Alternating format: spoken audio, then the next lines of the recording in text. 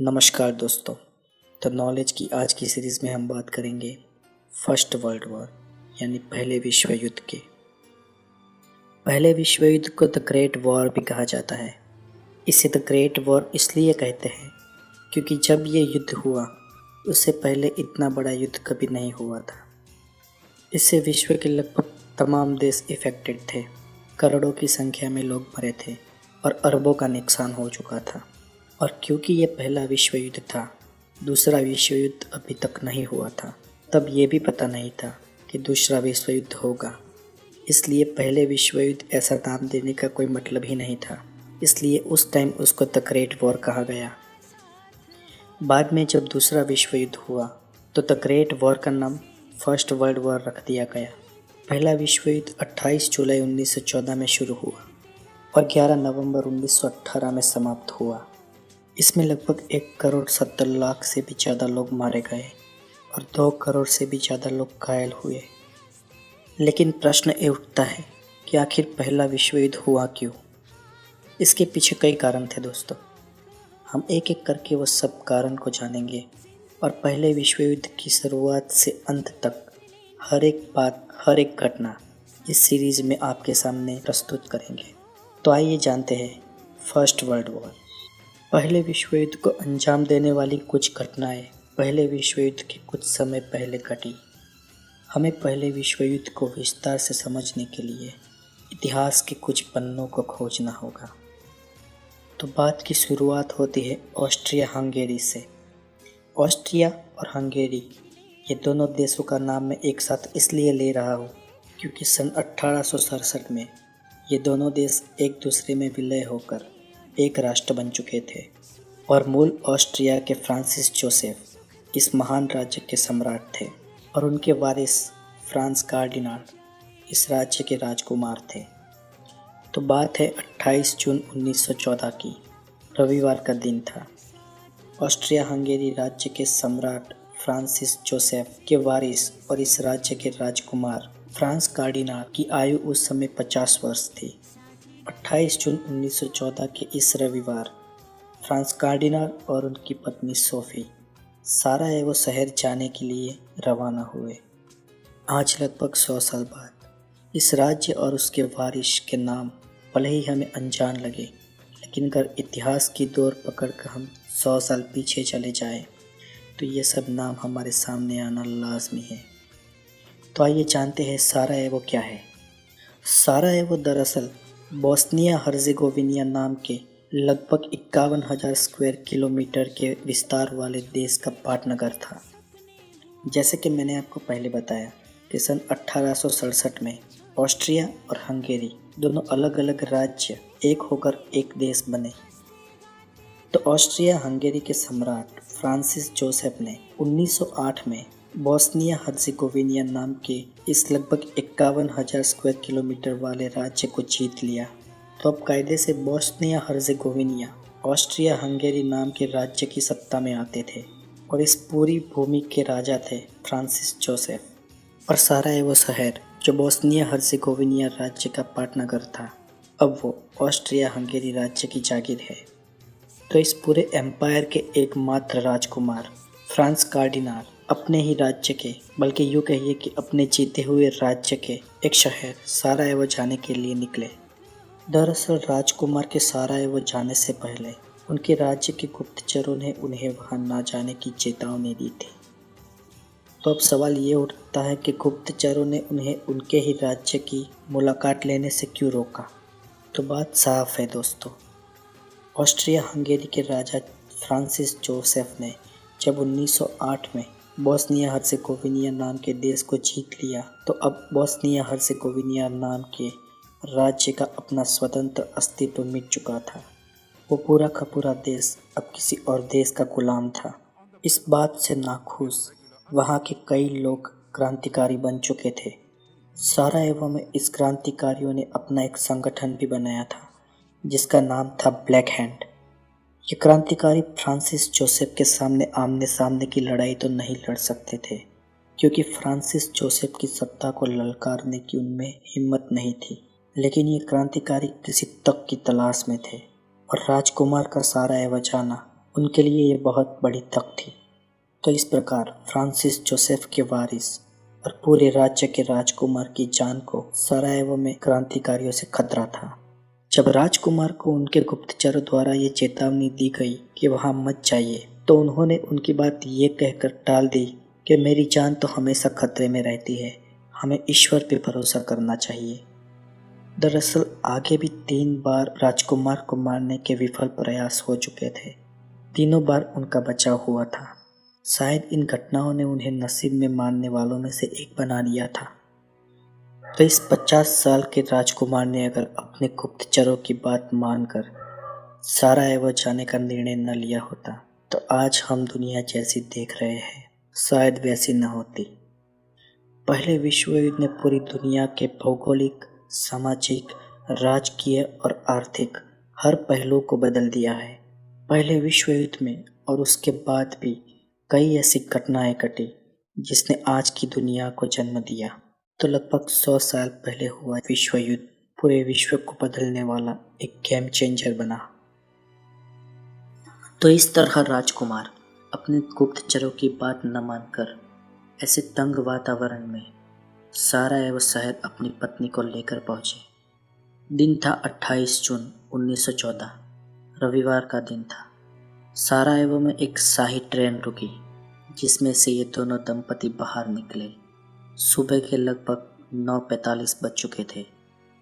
वहां के प्रांतीय गवर्नर ने इन दोनों दंपति के स्वागत का बहुत बड़ा आयोजन किया था।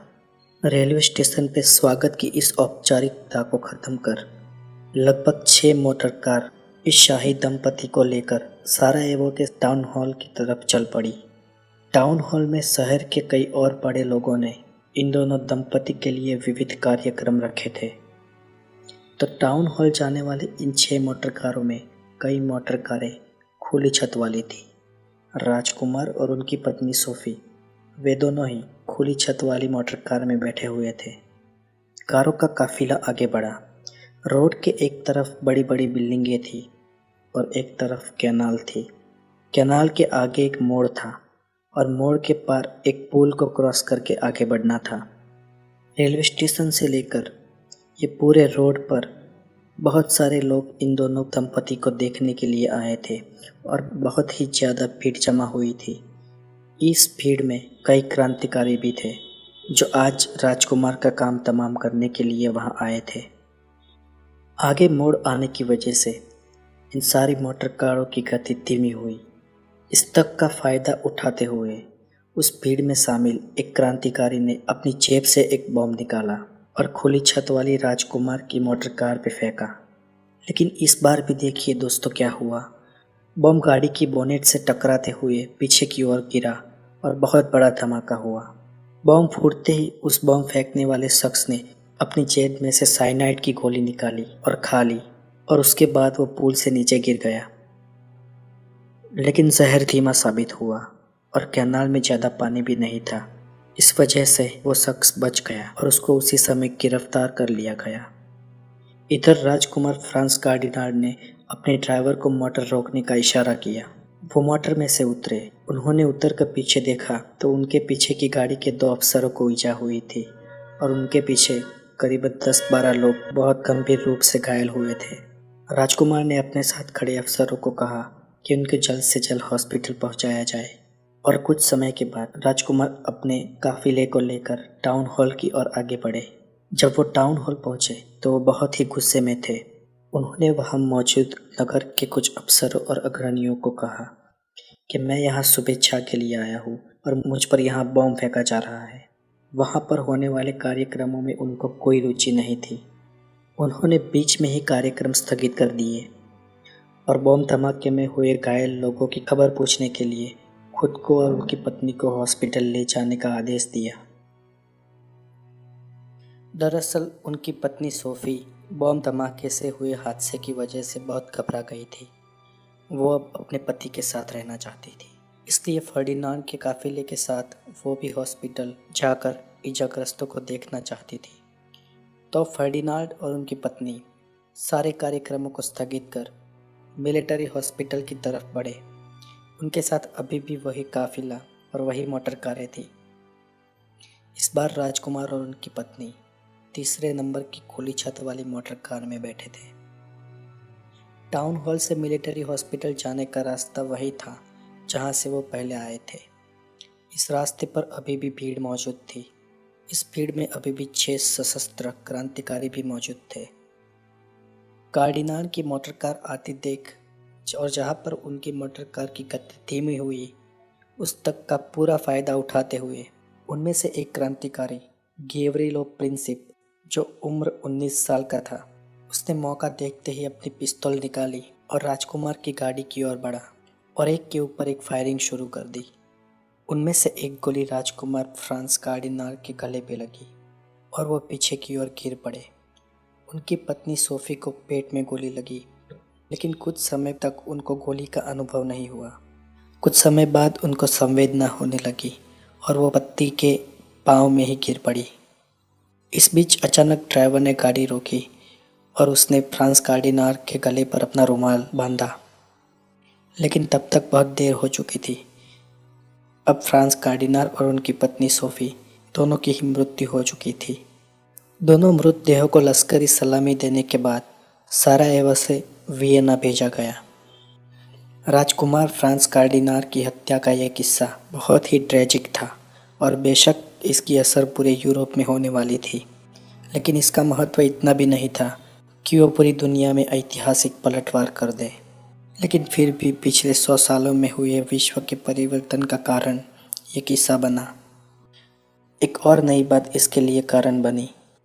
28 जून 1914 को राजकुमार को मारने वाला 19 साल का शख्स गेवरिनो प्रिंसिप मूल सर्बिया का नागरिक था। प्रिंसिप साराएवो के क्रांतिकारियों के साथ था और उनके साथ रहकर इसने ये कदम उठाया था, लेकिन वो जिस राष्ट्र का नागरिक था, सर्बिया, वो ऑस्ट्रिया हंगेरी के दक्षिण में आता था और ऑस्ट्रिया हंगेरी तथा सर्बिया दुश्मन थे। इस घटना के बाद सर्बिया को पाठ सिखाने का तय हुआ। आश्चर्य की बात तो ये थी कि ऑस्ट्रिया हंगेरी के राजा फ्रांसिस जोसेफ, जो 83 साल के थे, उन्होंने कई दिनों के बाद कोई प्रतिभाव नहीं दिया। ऊपर से ये इस घटना को नियति मानकर भुलाते चले गए, लेकिन उनके विदेश प्रधान और उनके सेनापति ने सर्बिया को नज़र में रखा था। वे दोनों सर्बिया पे आक्रमण कर उसे जीत कर ऑस्ट्रिया हंगेरी राज्य में मिला देने का ये मौका नहीं चूकना चाहते थे। वृद्ध सम्राट को इन दोनों ने सर्बिया पर आक्रमण कर राजकुमार की हत्या का बदला लेने के लिए उकसाया। 23 जुलाई 1914 राजकुमार की हत्या के ठीक 25 दिन बाद ऑस्ट्रिया हंगेरी ने सर्बिया को 10 प्रस्ताव का अल्टीमेटम भेजा। उसमें से सर्बिया ने उनकी 8 बातों का स्वीकार किया और 2 बातों का अस्वीकार करने के लिए उन्होंने क्षमा मांगी, क्योंकि उन 2 बातों से उनके राजधर्म का भंग होता था। दरअसल ऑस्ट्रिया हंगेरी को यहीं पर बात खत्म कर देनी चाहिए थी, लेकिन उल्टा 3 दिन के बाद उन्होंने सर्बिया पर युद्ध की घोषणा कर दी। 28 जुलाई 1914 के दिन ऑस्ट्रिया हंगेरी ने सर्बिया की उत्तर पश्चिम सीमा पर लॉन्ग रेंज टैंकों से गोले बरसाने शुरू हो गए और ये था प्रथम विश्व युद्ध का आगाज। उस समय शायद किसी को ये पता नहीं था कि ये टैंक से निकलते गोले विश्व के लगभग 28 देशों को अपने अंदर ले डूबेंगे। विश्व में पहले कभी ना हुआ हो ऐसा विश्व विग्रह शुरू होने वाला था। विश्व के लगभग 1.25 करोड़ लोग बलि चढ़ने वाले थे और 186 अरब डॉलर का नुकसान होने वाला था। इस घटना के लगभग 100 साल पहले का समय यूरोप के लिए शांतिपूर्ण गुजरा था। इन 100 सालों में कोई बड़ा युद्ध नहीं हुआ था और ऑस्ट्रिया हंगेरी और सर्बिया के इस स्थायी युद्ध का असर पूरे यूरोप में या फिर पूरे विश्व में होगा, ऐसा तो कोई मजबूत कारण नहीं था। फिर भी हवा, कोयला और आग जैसे 3 मिश्रण दावानल को फैलाने के लिए तैयार थे और राजकुमार फ्रांस कार्डिनाल की हत्या चिंगारी को जन्म दे चुकी थी। तो आइए देखते हैं वो 3 महत्वपूर्ण कारण। पहला कारण, प्रिंस बिस्मार्क ने 39 छोटे छोटे जर्मन भाषी राज्यों को मिलाकर 1871 में जर्मनी नाम के एक बड़े ऑल इन वन राज्य का गठन किया। एकीकरण के नाम पर जर्मनी नाम का ये राज्य बहुत ही शक्तिशाली था। 39 छोटे राज्यों में से एक पर्सिया नाम के राज्य का विल्हेम केजर इस जर्मनी राष्ट्र का सम्राट बना था। इसके कारण पूरे यूरोप में भय का वातावरण फैल चुका था। इटाली का सर्जन भी सन 1861 में भाषावाद के नाम पर हुआ, इसलिए इटाली नाम की भी एक बड़ी सत्ता का सर्जन में यूरोप में हुआ था और राजनीतिक समीकरण बदल चुके थे। इन बदलते हुए समीकरणों ने पूरे यूरोप में राष्ट्रवाद का चेप फैलाया था, जो भाषा और जातिवाद पर आधारित था। उदाहरण के तौर पर अगर देखें, जैसे सर्बिया की प्रजा स्वाल जाति की थी और ऑस्ट्रिया हंगेरी में भी बहुत सारे स्वाल लोग बसे हुए थे जो स्वतंत्रता के आंदोलन चला रहे थे। सबसे बलवान स्वाल देश रसिया इन आंदोलनकारियों को समर्थन था। रसिया यूरोप में ऑस्ट्रिया हंगेरी के सामने एक बड़े स्वाल राष्ट्र को खड़ा करना चाहता था, जिसके कारण वो सर्बिया को खुला समर्थन दे रहा था। इस तरफ हिटलर सहित सभी ऑस्ट्रियन वासी जर्मन भाषी और जर्मेनिक जाति के थे, इसलिए जर्मनी का झुकाव ऑस्ट्रिया हंगेरी की तरफ था। सर्बिया उनके मन शत्रु देश था। ऑल इन ऑल अगर देखें तो पूरा यूरोप दो छावनियों में बटा हुआ था। कारण नंबर 2, ऑस्ट्रिया हंगेरी और सर्बिया का निजी विग्रह पूरे विश्व को युद्ध में खींच लाया। उसका दूसरा कारण था नए खोजे हुए technical weapons, machine guns, tanks इत्यादि, और उन खोजों से खोजकर्ता देशों को मिला आत्मबल। नई टेक्नोलॉजी से सशस्त्र बने हुए देश किसी भी शत्रु देश को चुटकी में ही परास्त करने की ही बात सोचते थे।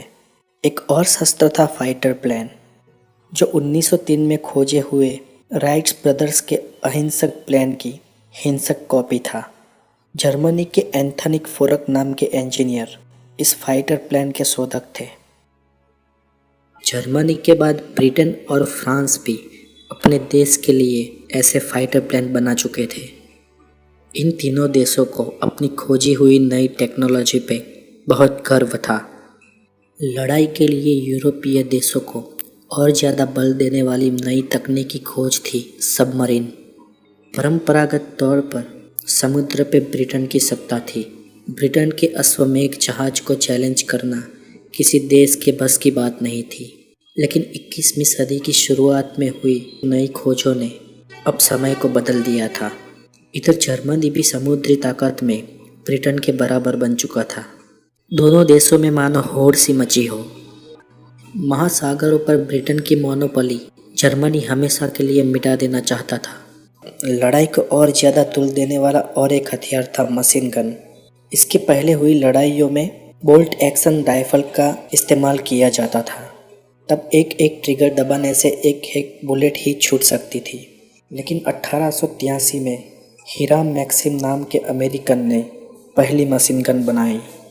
तब से लेके 1914 तक उसमें काफ़ी सुधार हुए और मशीन गन की एकदम हाईटेक टेक्नोलॉजी उभर कर आई। ब्रिटेन और जर्मनी सहित उस समय 1 मिनट के 600 बुलेट दागने वाली 900 मीटर की रेंज वाली कई मशीन गनें थी। इस रैपिड फायर शस्त्र ने उनकी हिम्मत बढ़ा दी थी और अगर युद्ध की नौबत आई तो घड़ी भर भी सोचे बिना युद्ध में कूद पड़ने का उनमें साहस बढ़ा था। कारण नंबर 3, ऑस्ट्रिया हंगेरी और सर्बिया के स्थायी युद्ध को विश्व युद्ध का स्वरूप देने वाले राष्ट्रवाद और नई टेक्नोलॉजी के शस्त्र। ये 2 कारण तो थे ही, उनमें और एक तीसरा कारण था यूरोप के देशों की आपसी समझौती। जी हाँ, यूरोप के प्रत्येक देश ने एक दूसरे के साथ आपसी लश्करी समझौती की थी। मतलब अगर युद्ध की नौबत आए तो मित्र देश को उसके साथी मित्र देश को सहयोग करना था और उसके बचाव के लिए खुद युद्ध में जुड़ जाना था। ऊपर से इनमें से कई करार द्विपक्षीय थे। इन करार या समझौतों ने यूरोप के सब देशों को युद्ध करने का और ज़्यादा साहस दिया। जैसे मान लो कि कोई बड़े देश के सामने मतभेद होने से छोटा देश उससे युद्ध नहीं करेगा, लेकिन कई और बड़े मित्र देशों के साथ हुए करार के कारण उस छोटे देश को अपनी हिम्मत से ज़्यादा जोखिम खेलने का आत्मबल मिलेगा। इन शॉर्ट, संघर्ष की आग स्थानिक न रहते हुए पूरे विश्व में फैलने वाली थी और प्रत्येक देश अपने किए हुए करार के कारण युद्ध में कूदने वाला था। इसमें सबसे पहले पहल करने वाला देश रशिया था, जिसने रशियनों जैसे ही स्वाल प्रजा वाले देश सर्बिया को लश्करी सहायता करने का लिखित वचन दिया था। हुआ कुछ ऐसा कि रसिया की आंतरिक स्थिति उस अरसे में बहुत ही खराब थी। साम्यवादी क्रांतिकारी जार निकोलस के सामने आंदोलन कर रहे थे। ये क्रांतिकारी देश में राजाशाही और सामंतशाही खत्म कर साम्यवाद लाना चाहते थे। खेत मजूर, कामदार, बेरोजगार सब इनमें शामिल थे। हिंसा बेकाबू होती जा रही थी। रशिया के जार निकोलस ने इन क्रांतिकारियों के नेता व्लादिमीर लेनिन को देश से निकाल दिया होने के बावजूद सत्ता उनके हाथों से सरकती हुई नजर आ रही थी। इसलिए निकोलस को लगा कि ऑस्ट्रिया हंगेरी के सामने के युद्ध में सर्बिया को मदद करने के लिए अगर रशियन सैनिक भेजे जाए तो रशियन देशवासियों का मन इन रोज रोज होने वाले युद्ध में लगा रहेगा और रसिया के आंगन में होने वाले इस आंदोलनों का अंत आ जाएगा। इसलिए उसने 30 जुलाई 1914 को सर्बिया की मदद के लिए रशियन लश्कर भेज दिया। रसिया के इस कदम ने जर्मनी के सम्राट केजर विलियम को परेशानी में डाल दिया, क्योंकि युद्ध की स्थिति में करार के अनुसार जर्मनी को ऑस्ट्रिया हंगेरी का साथ देना था और उसके लिए उसको रसिया जैसे देश के साथ लड़ना होगा, ऐसी कभी कल्पना नहीं की थी। दूसरे ही दिन जर्मनी ने रसिया को 24 घंटे में अपनी फौजी कार्यवाही समेट लेने का अल्टीमेटम भेजा और फ्रांस को 18 घंटे में अपनी तटस्थता जाहिर करने का फरमान भेज दिया। रसिया ने जर्मनी की इस मांग को ठुकरा दिया, इसलिए जर्मनी ने रसिया के साथ युद्ध डिक्लेयर कर दिया। फ्रांस ने जर्मनी की कोई परवाह न करते हुए कोई जवाब नहीं दिया, इसलिए रशिया के बाद फ्रांस की बारी थी। फिर भी ये युद्ध अभी विश्व युद्ध में परिवर्तित हो ऐसे तो कोई लक्षण अभी तक दिखाई नहीं दे रहे थे, क्योंकि विश्व की बड़ी ताकतें अभी अखाड़े से दूर थी। इनमें ब्रिटेन तथा अमेरिका जैसे देश शामिल थे। वैसे यूरोप में चाहे कुछ भी हो, उससे अटलांटिक ओशन के उस पार बसे अमेरिका को कोई लेना देना नहीं था। यूरोप के साथ अमेरिका को कोई संबंध था तो सिर्फ इतना ही कि अमेरिका में बसे लोगों के दादा परदादा सदियों पहले यूरोप से अमेरिका आके बसे थे। बाकी खुद की ही राजकीय, सामाजिक और आर्थिक नीतियों से मतलब रखने वाला अमेरिका विश्व के राजकारण से अछूता था। इस तरफ 20वीं सदी की शुरुआत में दुनिया की सर्वोच्च महासत्ता ब्रिटेन था। ऑस्ट्रिया हंगेरी के राजकुमार की हत्या हुई, उसका और उससे ब्रिटेन का दूर दूर तक कोई लेना देना नहीं था। इसलिए ब्रिटेन के प्रधानमंत्री हर्बर्ट ठंडा कलेजा लिए बैठे हुए थे। और अगर ब्रिटेन लड़े भी तो किसके साथ लड़े? जर्मनी उसका दुश्मन नहीं था, दोनों के बीच मैत्री करार थे। जर्मनी के सम्राट केजर और ब्रिटेन के राजा जॉर्ज पंचम मामा बुआ के पुत्र थे, मतलब कि कजिन ब्रदर्स थे। अगर लड़ाई के सारे मोर्चे भी खुल जाए फिर भी ब्रिटेन ने अपनी तटस्थ नीति को पकड़े रहने की ठान ली थी। इसलिए जब जर्मनी ने फ्रांस को अपनी तटस्थता जाहिर करने का अल्टीमेटम भेजा, उसके दूसरे दिन तो ब्रिटेन के प्रधानमंत्री छुट्टी पर जाने वाले थे। लेकिन अचानक ब्रिटेन में बसे फ्रांस के राजदूत ने ब्रिटेन के प्रधानमंत्री के साथ अर्जेंट मीटिंग का न्योता भेजा। इसलिए प्रधानमंत्री को लंदन में ही रहना पड़ा। दूसरे दिन दोनों मिले। फ्रांस के राजदूत ने ब्रिटेन के वडाप्रधान से प्रस्ताव रखा कि हमारी सरकार यह चाहती है कि अगर जर्मनी फ्रांस पे कभी हमला करे तो आप हमारा सहयोग करें और ब्रिटिश फौज फ्रांस के सहयोग के लिए भेजिए। इस विषय पर हम आपकी राय जानना चाहते हैं। हर्बर्ट ने साफ शब्दों में मना कर दिया। उन्होंने कहा कि मुझे खेद है, लेकिन मैं अपना सैन्य फ्रांस में नहीं भेज सकता हूँ। यूरोप खंड में अगर युद्ध हो तो मैं उसमें ब्रिटेन को धकेलना नहीं चाहता हूँ। अगर मैं आपको अभी हाँ कह दूँ तो आज शाम तक मेरी सरकार गिर पड़ेगी। और वैसे भी आप फ्रांस को अभी तक जर्मनी के साथ कहाँ मतभेद हुए हैं? ब्रिटेन के वडाप्रधान ने सही ही कहा था। जर्मनी और फ्रांस के बीच अभी तक ऐसा कोई मतभेद नहीं हुआ, लेकिन परिस्थिति उसके दूसरे दिन पलटने वाली थी। 2 अगस्त 1914 को जर्मनी ने फ्रांस को सूचना दे दी कि आप डिक्लेयर करो कि आप किसके साथ हो। तब फ्रांस ने यह जवाब दिया कि अगर युद्ध हो उस परिस्थिति में फ्रांस खुद का निर्णय खुद करेगा। जर्मनी को फ्रांस का ये जवाब अस्पष्ट लगा। जर्मनी को लगा कि फ्रांस शायद युद्ध लड़ने के लिए योग्य समय की प्रतीक्षा कर रहा है, लेकिन इस तरफ फ्रांस के मन में ऐसा कोई इरादा नहीं था। जर्मनी के सम्राट केजर ने सोचा कि अगर फ्रांस भी हमारे साथ युद्ध करे, उस परिस्थिति में पूर्व में रशिया के साथ और इधर पश्चिम में फ्रांस के साथ दो मोर्चों पर युद्ध करना उसके लिए बहुत ही मुश्किल था। इसलिए सिर्फ शंका के आधार पर सम्राट केजर ने पहले फ्रांस का काम तमाम करने की सोच ली, जो बिल्कुल ही जरूरी नहीं था। इधर फ्रांस ने जर्मनी और फ्रांस की बॉर्डर पर 10 लाख सैनिक तैनात किए थे। जर्मनी को ये पता था कि अगर आमने सामने की बॉर्डर पर वो लड़ाई करेगा, दोनों तरफ से नुकसान ज़्यादा होगा। इसलिए जर्मनी कोई बीच का रास्ता अपनाकर युद्ध करना चाहता था।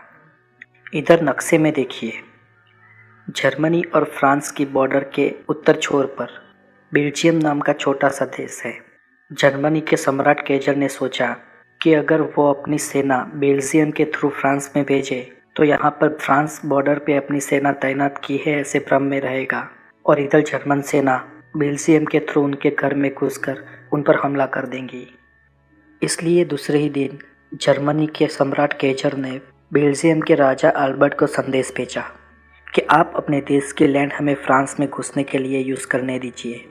हमारे 4 लाख सैनिक आपके देश के थ्रू फ्रांस में घुसेंगे और आपके देश में पुल, खेत, रास्ते, बगीचे, उसका कोई भी नुकसान होगा वो हमारा देश भरेगा।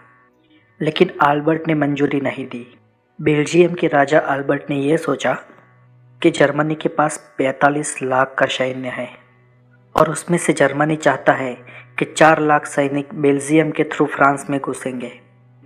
लेकिन इधर बेल्जियम में मतलब उनके खुद के पास सिर्फ 1,17,000 का सैन्य था। इस परिस्थिति में अगर जर्मनी चाहे तो बेल्जियम को भी हथिया सकता था। इस डर के कारण उन्होंने मंजूरी देने से मना कर दिया और तुरंत ही 3 अगस्त 1914 के दिन ब्रिटेन के राजा जॉर्ज पंचम से सहायता मांगी। बेल्जियम के राजा ने ब्रिटेन के पास सहायता इसलिए मांगी क्योंकि सन 1839 में ब्रिटेन की और बेल्जियम की सैन्य समझौती हुई थी कि कभी अगर ऐसी परिस्थिति उपस्थित हो कि बेल्जियम को किसी देश से खतरा हो तो ब्रिटेन उसकी सहायता करेगा। लेकिन अगर लगभग 150 साल पुरानी इस समझौती को ब्रिटेन ने आउटडेटेड बताकर उसकी सहायता नहीं की होती तो राई का पहाड़ ना होता और पहाड़ का शायद पहला विश्व युद्ध ना होता। क्योंकि अगर बेल्जियम के आर पार होकर जर्मनी फ्रांस में घुस भी गया होता तो उसके 45 लाख सैन्य को भी फ्रांस पहुंच सके उतनी उसमें क्षमता थी। लेकिन ब्रिटेन के प्रधानमंत्री हर्बर्ट ने उल्टा सोचा। उन्होंने ये सोचा कि विजय पर विजय होता हुआ जर्मन सैन्य अगर फ्रांस को भी जीतकर इंग्लिश समुद्र को पार कर ब्रिटेन तक पहुंच जाए तो उनका देश भी खतरे में था और निष्क्रिय होने के कारण शायद उनको अपनी सरकार से भी हाथ धोना पड़े। लेकिन उसकी ये धारणा अतिशयोक्ति थी। खैर, 4 अगस्त 1914 बेल्जियम के विरोध के बावजूद जर्मन सैन्य बेल्जियम में घुसा।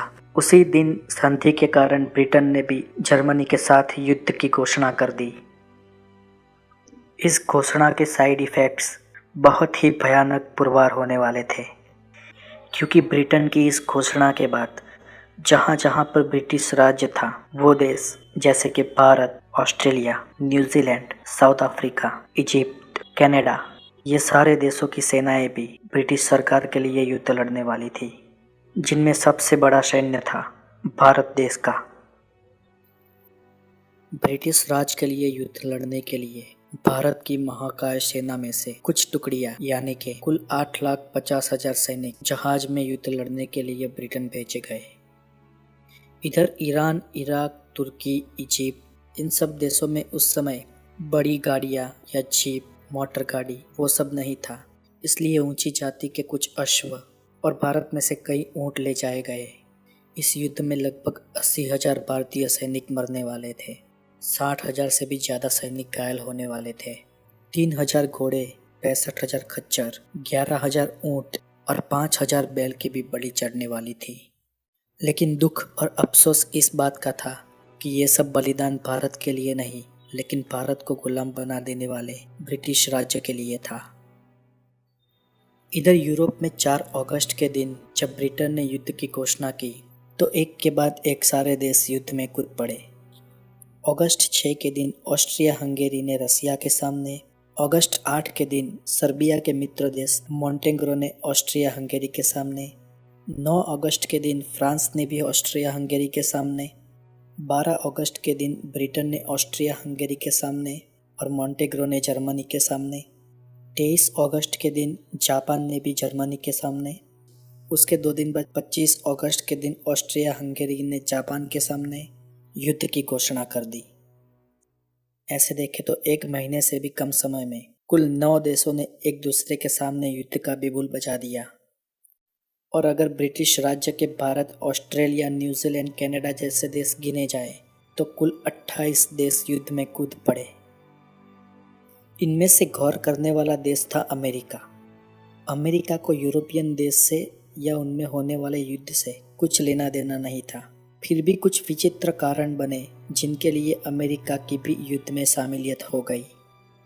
तो हुआ यूं कि ब्रिटेन की युद्ध की घोषणा करने के बाद जर्मनी के सम्राट केजर ये चाहते थे कि महासागरों पे ब्रिटेन की मोनोपोली खत्म हो जाए।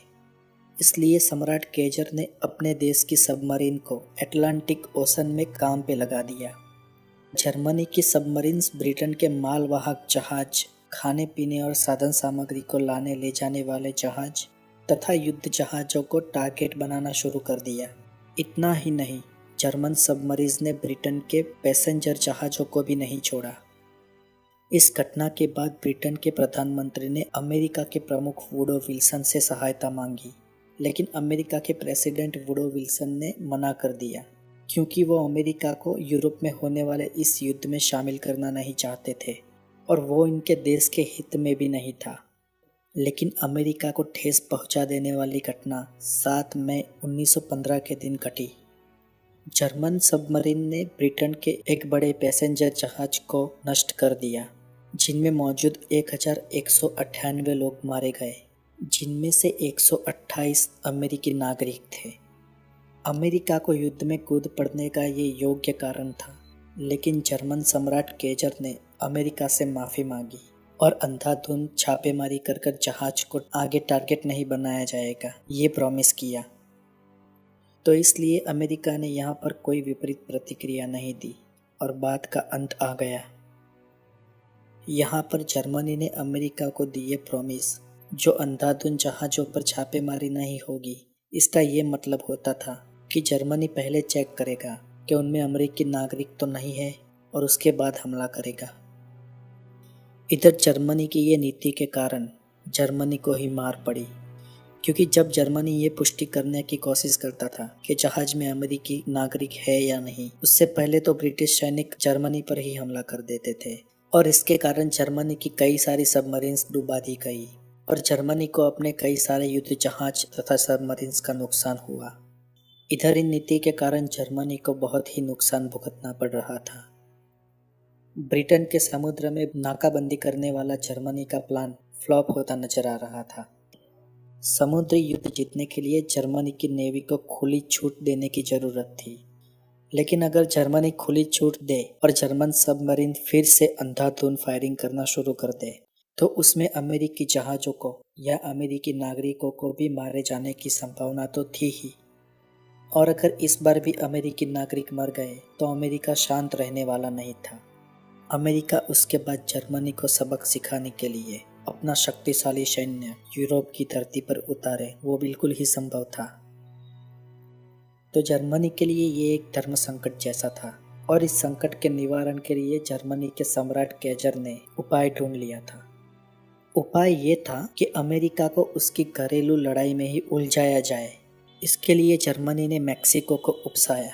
दरअसल California, Nevada, Utah, new Mexico और वार्मिंग राज्य के संपूर्ण प्रदेश असल में मैक्सिको के थे, जिनको 1848 में अमेरिका ने ले लिए थे। ये प्रदेश कुल लगभग 13 लाख स्क्वायर किलोमीटर का था। इस 13 लाख स्क्वायर किलोमीटर के प्रदेश को मैक्सिको को वापस दिलवाने का संदेश जर्मनी ने कोड वर्क में मैक्सिको को भेजा। इसमें मैक्सिको को करना इतना ही था कि सिर्फ अमेरिका के सामने युद्ध डिक्लेयर कर देना था और उसके बाद जर्मन सैन्य उसकी सहायता के लिए आ पहुंचने वाला था। जर्मन सरकार ने भेजा यह संदेश सांकेतिक भाषा में और गुप्त था, लेकिन इस संदेश को ब्रिटिश गुप्तचरों ने डिकोड कर दिया और अमेरिका के प्रमुख वुडो विल्सन को दे दिया। फिर क्या था? 6 अप्रैल 1917 के दिन अमेरिका भी पहले विश्व युद्ध में कूद पड़ा। उसके साथ ही क्यूबा, पनामा, सियाम यानी कि थाईलैंड, चीन, ग्रीस, ब्राज़ील, हैती जैसे देश भी युद्ध में कूद पड़े। इटाली और 5 देश उसके पहले युद्ध में कूद पड़े थे। यूं देखे तो ऑस्ट्रिया, हंगेरी और सर्बिया का स्थानिक विग्रह अब बहुत बड़े पैमाने पर विश्व युद्ध के रूप में परिवर्तित हो चुका था। ये युद्ध 4 वर्ष, 4 महीने और 11 दिन चला, जिसमें करोड़ों लोग मारे गए, लाखों बेघर हुए, अरबों की संपत्ति का नुकसान हुआ। इस सब में हैरान करने वाली बात इतनी सी कि ऑस्ट्रिया हंगेरी के राजकुमार को मारी गई एक बुलेट जिसने इतनी बड़ी मात्रा में तबाही फैलाई। एक छोटी सी बुलेट से हुए इतने बड़े विश्व युद्ध ने पूरी दुनिया को बदल के रख दिया। आइए कुछ बदलावों को देखते हैं। उस बदलाव से हुई अनेक असरों में से एक असर ये कि रसिया में 370 साल पुरानी ज़ारशाही का अंत हो गया और वहाँ पे साम्यवाद शुरू हुआ। कुछ समय बाद ये साम्यवादी देश रशिया और अमेरिका के बीच कोल्ड वॉर शुरू होने वाला था और इस कोल्ड वॉर के चलते ये दोनों देश लगभग 30,000 परमाणु बम बना देने वाले थे। इस युद्ध के बाद जर्मनी के साथ कई अन्याय भी हुए जिसने दूसरे विश्व युद्ध को जन्म दिया। ब्रिटेन का सूरज अब लगभग अंत होने वाला था और पश्चिम में अमेरिका नाम की एक नई शक्ति महासत्ता बनने वाली थी। दरअसल यूरोप में हुए इस युद्ध के कारण यूरोप के कई उद्योग नेस्तनाबूद हो चुके थे। लगभग सारी कंपनियां और मिलें बंद हो चुकी थी। यूरोप में अब कुछ खुद पैदा करने की क्षमता नहीं थी, इसलिए यूरोप की मांग को पूरा करने के लिए अमेरिका में नए उद्योग का स्थापत्य शुरू हुआ और अमेरिका देश को कुछ ही सालों में पैसे वाला बना दिया। इस विश्व युद्ध ने कई देशों की भूगोल भी बदल के रख दी। ऑस्ट्रिया और हंगेरी नाम के अलग अलग 2 देशों की स्थापना हुई। मॉन्टेनेग्रो का कोई अस्तित्व न रहा। युगोस्लाविया नाम के एक तद्दन ही नए देश का जन्म हुआ। इस्तोनिया, लिथुआनिया, पोलैंड जैसे कई और देश जन्मे। इस विश्व युद्ध ने रोमानिया का भौगोलिक कद लगभग दुगना कर दिया। इस युद्ध के बाद देखिए जर्मनी के साथ क्या हुआ। युद्ध में जर्मनी का बहुत ही बुरी तरीके से पराजय हुआ, इसलिए केजर को अपने देश का लगभग बहुत बड़ा हिस्सा अपने आसपास वाले देशों को दे देना पड़ा। जर्मनी का लगभग 65,000 स्क्वायर किलोमीटर का विस्तार उसके आसपास के देशों ने बांट लिया। जर्मनी के रेलवे, इंजन टेक्नोलॉजी और सबमरीन्स ये सब फ्रांस और ब्रिटेन ने युद्ध में हुए नुकसान के नाम पर छीन लिए। ऊपर से 50 अरब डॉलर की पेनल्टी लगाई। ये जर्मनी के लिए बड़ा ही असह्य था। जर्मनी की प्रजा के लिए ये बहुत ही असंतोषजनक स्थिति थी, लेकिन उनमें प्रतिकार करने की क्षमता नहीं थी। प्रतिकार करे तो भी किसके सामने करे? उनका देश और उनकी सरकार घुटनों पर थे। यहाँ एक घटना का वर्णन करना आवश्यक है। प्रथम विश्व युद्ध में हुई एक आकस्मिक घटना ने आने वाले सालों में स्थिति को पलट दिया। घटना यूँ थी कि एक ब्रिटिश सैनिक हेनरी टेंडी फ्रांस की उत्तर सीमा में जर्मनी के सामने युद्ध लड़ रहा था। लुइस टाइप की राइफल के साथ वो और उनके साथी कई घंटों से जर्मनी के सामने युद्ध लड़ रहे थे और उन्होंने जर्मन सैनिकों को पीछे हटने पर मजबूर कर दिया था। इन सब के बीच अचानक या यूं कहिए कि अकस्मात से एक जर्मन सैनिक टेंडी की राइफल लाइन में आ खड़ा हो गया। वो जर्मन सैनिक घायल था और उसने टेंडी के सामने राइफल तान रखी थी। हेनरी टेंडी ने उसको शूट करने की सोच बदल दी और उसने अपनी राइफल नीचे झुका दी और वो जर्मन सैनिक एक आर्टिफिशियल स्माइल के साथ वहां से दूर चला गया। कई सालों बाद हेनरी टेंडी को बहुत पछतावा हुआ। सन 1977 में हेनरी टेंडी का अवसान हुआ और तब तक वो पछता रहे थे क्योंकि टैंडी की राइफल का जो शिकार नहीं हुआ था वो जर्मन सैनिक था, एडोल्फ हिटलर। विधि का विधान देखिए दोस्तों, एक गोली छूटने से पहला विश्व युद्ध हुआ और दूसरी गोली न छूटने से दूसरा विश्व युद्ध हुआ। इतिहास हमेशा ऐसे ही बनता है। तो ये थी पहले विश्व युद्ध की कहानी। हम बहुत जल्द ही दूसरे विश्व युद्ध की कहानी आपके सामने प्रस्तुत करेंगे। अगर इस एपिसोड के ऊपर आपका कोई सुझाव हो या कोई टिप्पणी करना चाहते हो तो हमें ज़रूर कमेंट बॉक्स में लिखिए। और अगर आप आगे भी हमारे एपिसोड देखना चाहते हो तो हमारे चैनल को ज़रूर सब्सक्राइब कीजिएगा। तो आगे फिर मुलाकात होगी दोस्तों, तब तक के लिए खुश रहिए। Take care.